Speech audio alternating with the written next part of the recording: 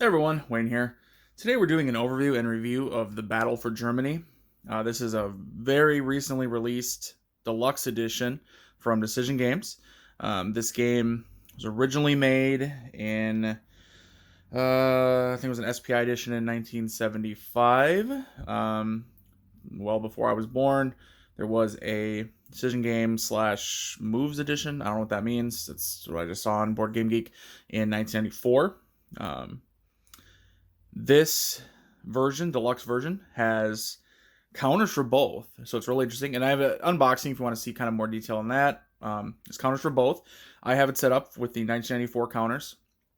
They seem to be a little better in that they differentiate between the sides, the way they're kind of graphically set up a little better. So I'd say they're probably the better one to use if you want to play now. But obviously, if you have nostalgia for the original, you actually have the original counters, so that's pretty cool. I talked about counters in my unboxing. They're very nice, thick counters. Good size, or more than half an inch. They're the whatever's a step up from half an inch. The map is mounted. I do have it under plexi, so if you see a little bit of glare, I apologize. My map wasn't laying completely flat, so I've had it under plexi with some weights trying to get it to lay flat. It's definitely better than it was. It's just not fully there. Plus, I already did setup on top of the plexi, which, as we all know, when you're setting up hex and counter games, any game, this goes for really any hex counter game, there's more than like 50 counters. It's going to take a little while. Now, there's not a million of them. This isn't some of those standard combat series games where there's, 400 counters to set up. Those are a nightmare. This is not that bad, but it was enough that I'm like, okay, I think I can just film on the plexi. Hopefully you guys are okay with that. So, like I said, we'll do an overview and kind of I'll give you my final thoughts on the game. Starting off here, this is the full. You can see basically the full view of the battlefield. I know I tried to get my camera zoomed out and get it set up right. You can't really see the edges of the map here, so I do apologize, but you're basically seeing most of it. I'll kind of point things out if you can't tell. So the way it's oriented, I'm sitting on the western side. I'm sitting on, so if you see kind of where my tweezers are, this is the western front. You just can't see where it says France is off the map. So you have, the west wall, you have the Western allies, U.S. units, obviously green. You have the Germans in the western front here, Commonwealth, French forces, etc. All right here on the west wall. Down here, or on the right side of the screen here, you're going to see Italy. So you're going to get kind of the line that they were at here as the game starts in December of 1944. You can see the German forces set up here, along with the Commonwealth forces. I think that setup got a little messed up here. So I think I'm missing. I think one of these goes right there. So anyway. I nudged the board earlier, my bad. Anyway, and now you go ahead and you see, there's Berlin right here. And then if you go up to the top of your screen, you're going to see the Eastern Front. So you're going to see, the tan or brown forces are going to be the Soviets. You're seeing these darker gray. So there's a lighter gray for the Germans on the Western Front, a darker gray for the Germans on the Eastern Front. You're seeing some different, there's Communist Polish. These are the white units up here. Communist Yugoslavians down here, Hungarians, the Romanians, etc. So you're seeing a complete setup of this battle for Germany. So in this game, if you're not familiar with it, if you're not one of the ones who played it back in the day, which I am not, I just saw this and read about it and I thought that seems really cool idea. I don't know why we don't see more of this in games. Is that in this game, obviously, so pretty standard, right? It's towards the end of the war, although you don't see a whole lot of like late war games covering, the final fall of Germany as the Allies, well, Western Allies and the Soviets, they were allies, but fighting to reach Berlin, fighting to stop Germany here and finally conquer it. So in this game, what makes it super unique and really fun, and I'm not saying it doesn't exist. I'm sure this is out there in other games. I can't really think of it offhand, is the fact that one player plays sides in both fronts, and then the other player plays the opposite. So what I mean by that is, in this game, the Soviet player who starts, and you can kind of see the turn sequence. I know you can't read it. It's up here in the top right. The Soviet player starts, and the Soviet player, they're going to do their different phases, and it's a very standard hex and counter game, and I'll get into that in a sec. They're going to do their phases for the Soviets. All these tan. You can actually, one of the things you can tell apart from them is that they have the darker text color that shows that they're controlled by the Soviet player. Well, not only do they control, obviously, their Soviet Union forces, Communist forces on the Eastern Front, they actually also control the Western Germans. So, one way you can kind of tell that helps is if you look at the actual text. So not the color of the counter, but the color of the text, it's black. That shows you that they're controlled by the same player.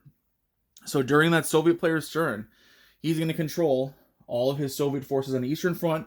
He's going to run through the sequence of play. He's then going to go ahead and control the Western German forces on the Western Front.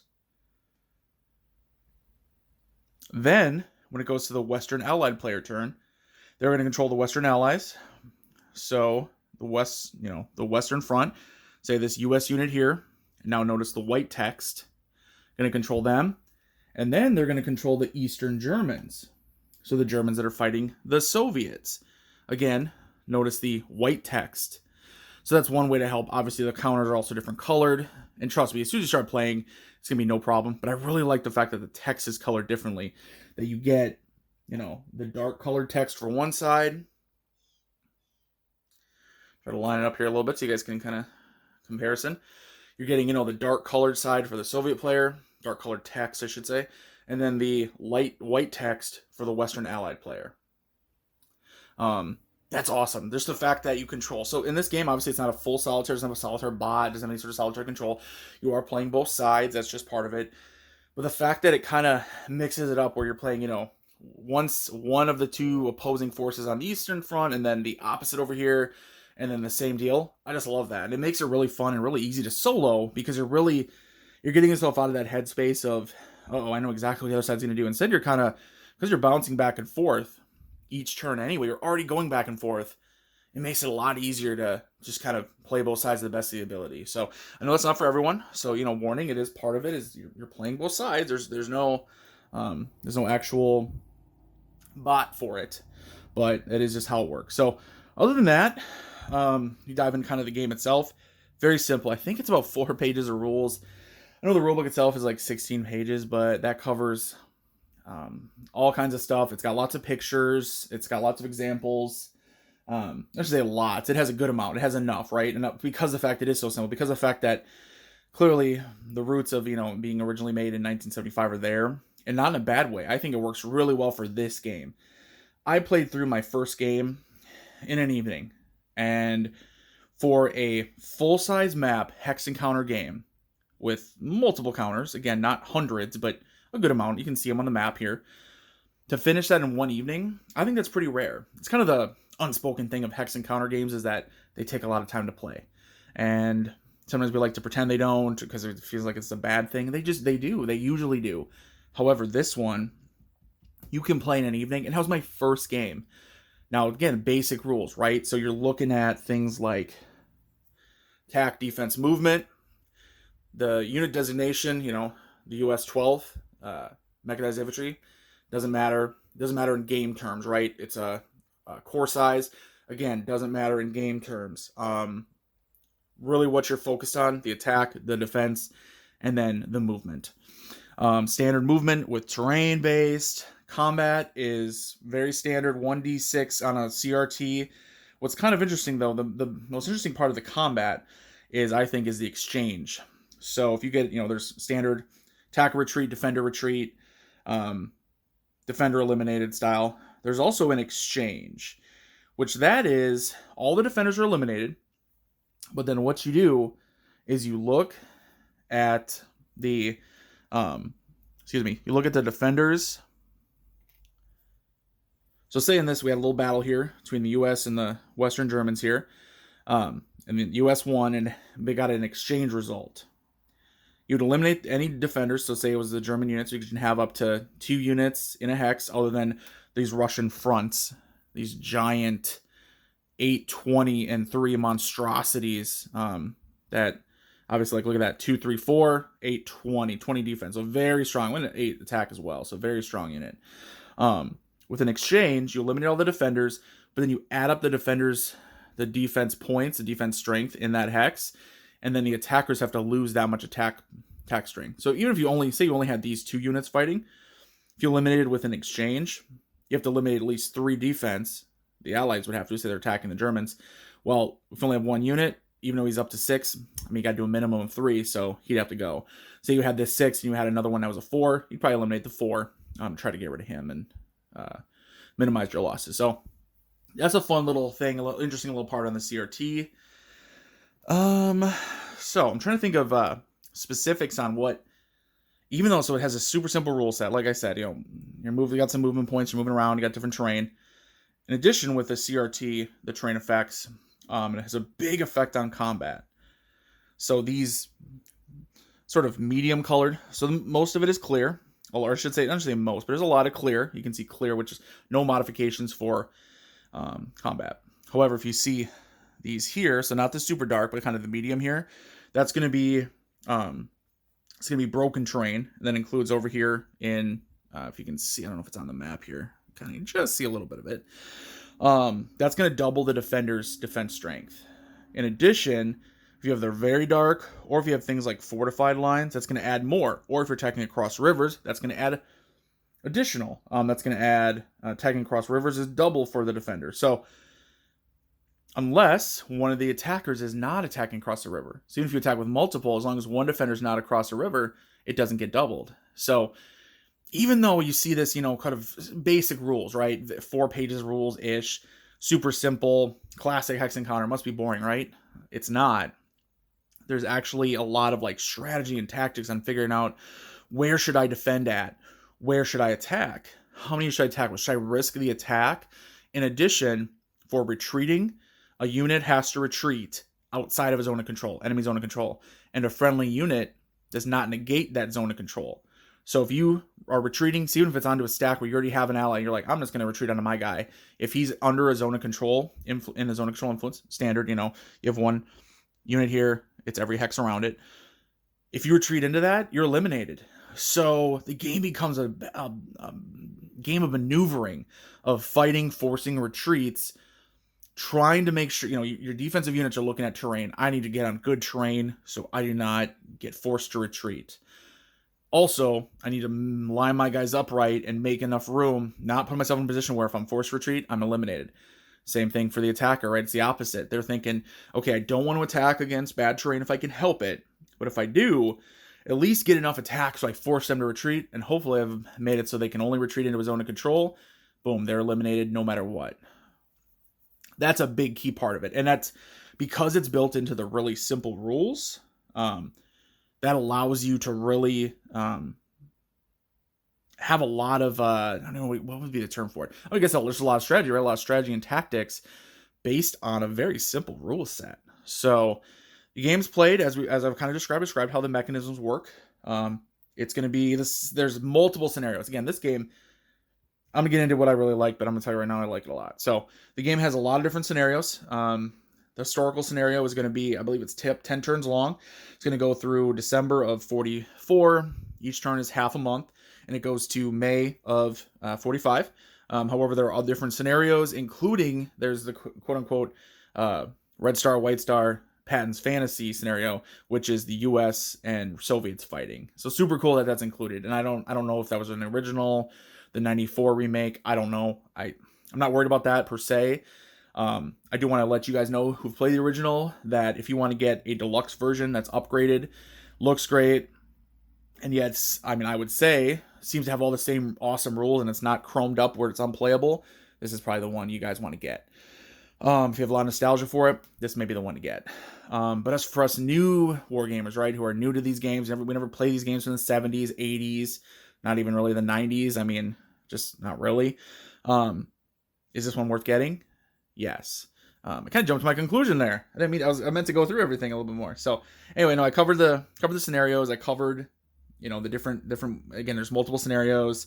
Historical game plays out very well. The point of the game, the point of the game, obviously, besides, vaguely defeating Germany, is each side is trying to capture. You can see there's the ones, and then there's stars. Well, not star there for the capitals.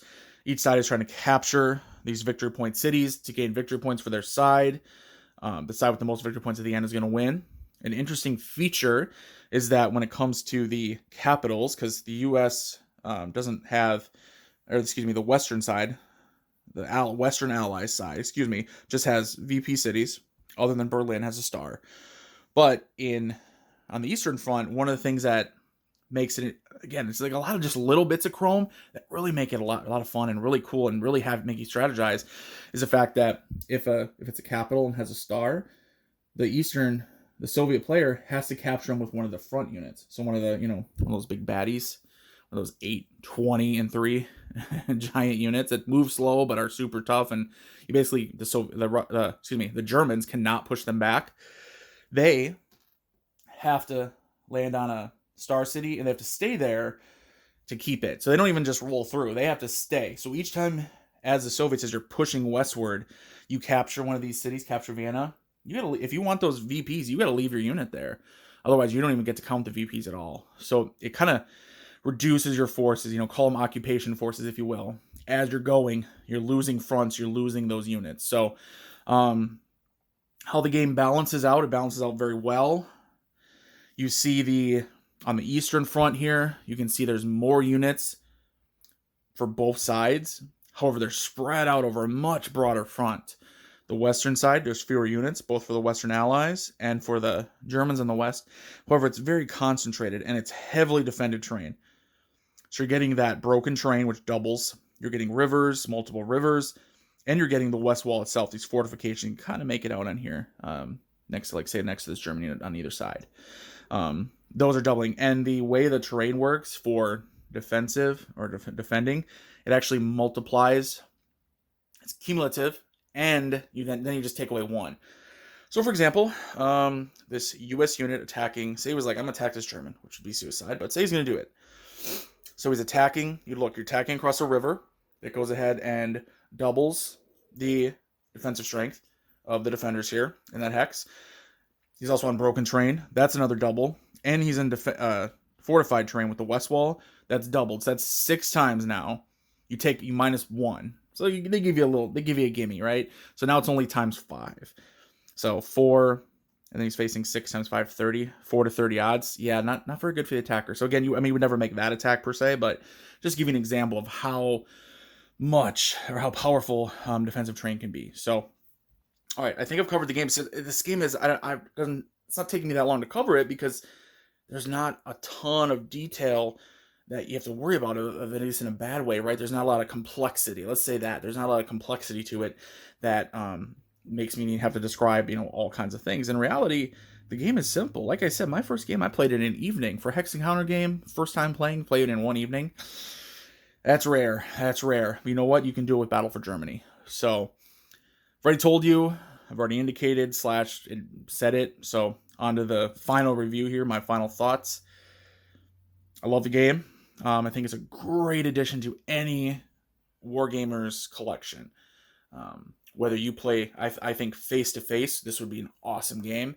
Because it's so simple, because the rules are easy to digest, there's very little ambiguity. Very, very little. I think you can play face-to-face and you wouldn't really have any issues. You wouldn't have to arguing. It wouldn't take long to learn. It wouldn't take long to play. You can knock it out in the afternoon. You can set it up, play a whole game, knock it out, and you're done. And you don't have to worry about leaving it set up, anything like that, multiple days, whatever. So it'd be great face-to-face. I played it solitaire, and I had no problems because of the way you're running through and you're going, one side, then the other, and then the other side. It works great for solitaire because you're bouncing around, so you're constantly thinking of, what do I need to do here? What do I need to do there?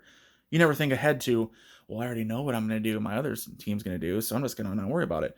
You can't even remember that because you're too busy focused on, what do I need to do strategy-wise here to maneuver correctly to get some good attacks so I don't get, blitzed on the wall here. So, another little thing I just wanted to cover quick, I just remembered when it comes to the turn track, which on the left-hand side you can't really see, but it's over there. It has reinforcements, replacements. So each side is going to get replacements. Obviously, the Germans get very few replacements, and then only towards the beginning of the war, the actual Western Allies, they get basically a bunch of replacements, like continuously. The Soviets, they get some to start, and then it peters out, and then they get none. And that represents the manpower shortage that the Soviet Union was suffering at the end of the war. Just another example of where they're bringing the real history into this game that somehow, within 4 so pages of rules, they're able to fit a lot of history, a lot of historical accuracy in this game. So, again, I recommend it. I love it. Check it out if you want. If you're not sold, I don't know what to tell you. Just look up some more information, read about it some more. I mean, this has the feel of an old game with maybe the simple design, the simple hex encounter, not a lot of fluff to it.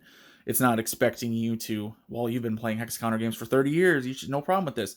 No, if you're new to it, like I'm relatively new to wargaming, this is one you may want to get, you may want to check out. And again, with the mounted board, the nice thick counters, there's the dark, dark card stocks are nice and thick, very nice counters, very, very easy to read across the map. Not a problem. I know on the camera, sometimes it's hard with, because trying to get a whole size map in the camera can be a little difficult. When you're sitting there playing, it's not an issue whatsoever. So, hope you guys like this overview and review. If you made it this far, thank you for watching. Please leave a comment below. Subscribe if you haven't. 65% of my viewers are not subscribed. Let's get that number down. Go ahead and subscribe. If you like even one of my videos, just subscribe. It just makes it a lot easier for me to get more games to show off to you guys and to be able to share it with you and to just be motivated to share these games that I love with you guys. So other than that, everyone take care. Till next time.